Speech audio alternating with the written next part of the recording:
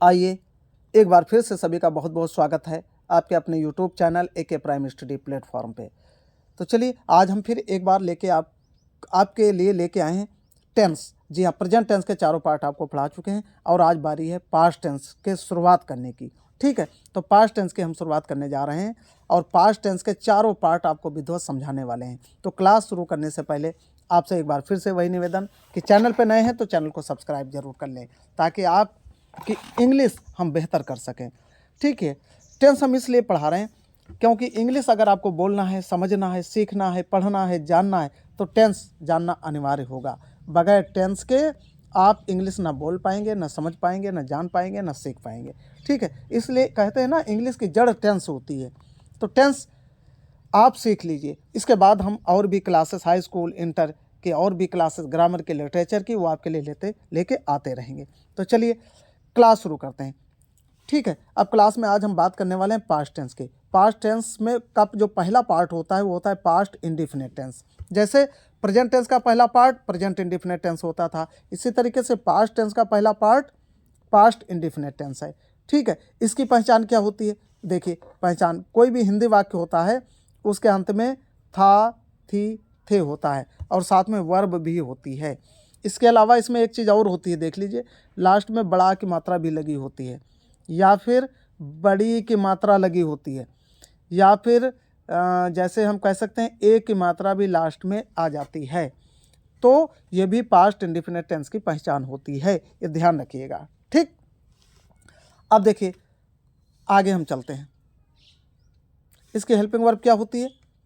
Helping verb did होती है। ठीक, और ये केवल नेगेटिव और इंट्रोगेटिव में यूज होती है। अफर्मेटिव सेंटेंस में हेल्पिंग वर्ब का प्रयोग नहीं करते हैं। No helping verb. ठीक है, नो हेल्पिंग वर्ब। आया समझ में?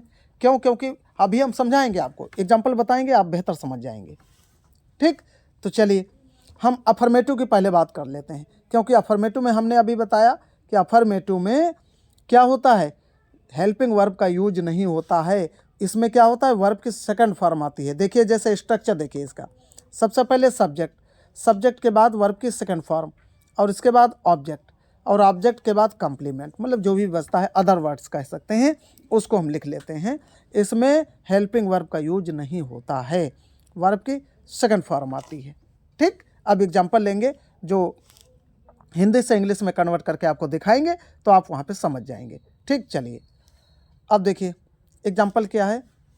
वह कल अपने गांव गया। अभी हमने कहा था बड़ा की मात्रा होती है लास्ट में, तो वो भी पहचान होती है पास्ट इंडिफिनिट टेंस की। वह अपने गांव गया, ये क्या है, पास्ट इंडिफिनिट का अफर्मेटिव सेंटेंस है। ठीक, तो जब अफर्मेटिव सेंटेंस है तो इसको हम सबसे पहले कैसे बनाएंगे, सब्जेक्ट लिखेंगे ही, फिर वर्ब, वर्ब क्या है, गया, जाना, इसके सेकंड फॉर्म लिखेंगे वेंट। ठीक, उसके बाद ऑब्जेक्ट, कहाँ गया, टू हिज विलेज, अपने गांव, फिर क्या बचा, अदर वर्ड, कल, स्टरडे। ठीक, he went to his village yesterday. आ गया समझ में? ठीक, अब हम नेगेटिव और इंट्रोगेटिव लेंगे, उसमें हेल्पिंग वर्ब का यूज होता है और जब हेल्पिंग वर्ब का यूज होता है तो वहाँ पे वर्ब की फर्स्ट फॉर्म हट जाती है और सेकंड फॉर्म आ जाती है। वर्ब की फर्स्ट फॉर्म हट के कौन सी आ जाती है, सेकंड फॉर्म आ जाती है।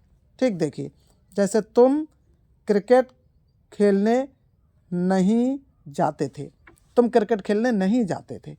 ठीक, नहीं आ गया, नेगेटिव हो गया, तो ये नेगेटिव सेंटेंस है।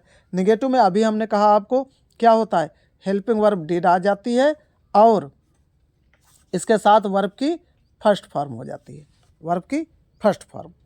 ठीक, देखिए सबसे पहले क्या लिखेंगे, सब्जेक्ट यू, अब वर्ब आ गई डिड, फिर नॉट, नेगेटिव है ना तो नॉट आ गया, फिर वर्ब की कौन सी फॉर्म आ जाएगी नेगेटिव में, फर्स्ट फॉर्म। ये ध्यान रखिएगा, अफर्मेटिव में सेकंड फॉर्म होती है और नेगेटिव में फर्स्ट फॉर्म होती है। इसके बाद टू प्ले क्रिकेट, क्या खेलने नहीं जाता है, क्रिकेट खेलने। You did not go to play cricket, तुम क्रिकेट खेलने नहीं जाते थे। ठीक, चलिए अब इंट्रोगेटिव का रूप देख लेते हैं। इंट्रोगेटिव में क्या है, क्या वे कहानी पढ़ते थे, क्या वे कहानी पढ़ते थे। अब इसको कैसे बनाएंगे, इंट्रोगेटिव आ गया तो हेल्पिंग वर्ब को पहले कर देना है, ये ध्यान रखना है। कोई भी इंट्रोगेटिव सेंटेंस आपको मिले उसमें हम हेल्पिंग वर्ब को सब्जेक्ट के पहले कर देते हैं, जैसे यहाँ भी कर दिया गया। डिड, सब डिड हेल्पिंग वर्ब आ गई पहले, सब्जेक्ट क्या है, दे, डिड दे, इसके बाद वर्ब, वर्ब क्या है, पढ़ना, रीड, डिड दे रीड, फिर क्या है the story, did they read the story, क्या वे कहानी पढ़ते थे, क्या वे कहानी पढ़ते थे। ठीक, इतना आ गया समझ में। अभी एक सेंटेंस हम आपको और बताने वाले हैं, इंट्रागेटिव नेगेटिव, ठीक है, जिससे आप और भी अच्छे से समझ जाएंगे। अब ये इंट्रागेटिव नेगेटिव क्या है, did they read the story, ये तो हो गया पहले वाला सेंटेंस। ठीक, अब यहाँ से आ जाइए, क्या हमारे पिताजी प्रतिदिन बाजार नहीं जाते थे, क्या हमारे पिताजी प्रतिदिन बाजार नहीं जाते थे।